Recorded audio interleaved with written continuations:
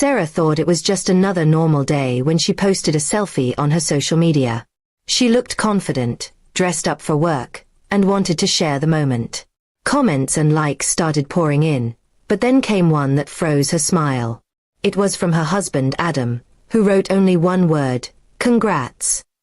At first, Sarah laughed nervously. Congrats. On a selfie? It didn't make sense. She thought maybe he was joking or being sarcastic. But when she looked into his eyes that evening, she realized the word carried a deeper meaning. Something inside Adam had changed. Over dinner, Adam remained quiet. When Sarah finally asked what the comment meant, he slid his phone across the table. On the screen were screenshots, her conversations with another man. Words she thought were private now lay exposed. Flirty texts, late-night messages, even promises. Sarah's heart sank. "It wasn't serious," she cried. "I was lonely. You're always so busy. He was just giving me attention."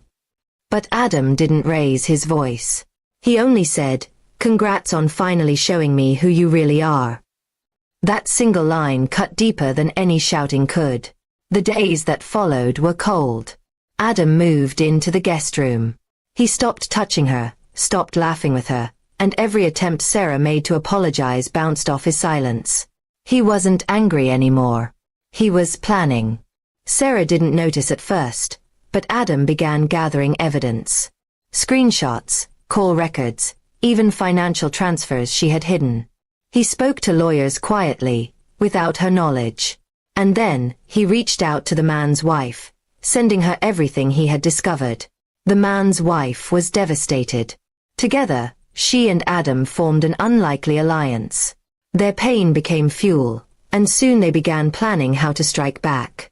Not with fists or screaming, but with precision that would leave Sarah and her lover nowhere to hide.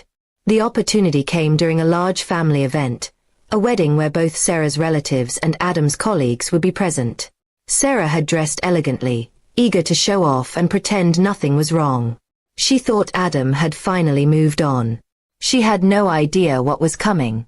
As the hall quieted for speeches, Adam stood up. His voice was calm, steady. He spoke about loyalty, about honesty, about how betrayal eats away at the foundation of love. And then, without raising his tone, he connected his phone to the screen. Message after message appeared for everyone to see. Sarah's selfies, her late-night words to another man, all exposed in front of family, friends, and community. The hall went silent. Gasps filled the air. Sarah's face turned pale as whispers spread through the crowd. The man she had been talking to tried to leave, but his own wife stood blocking the door, her face full of fury. It was a scene Sarah would never forget.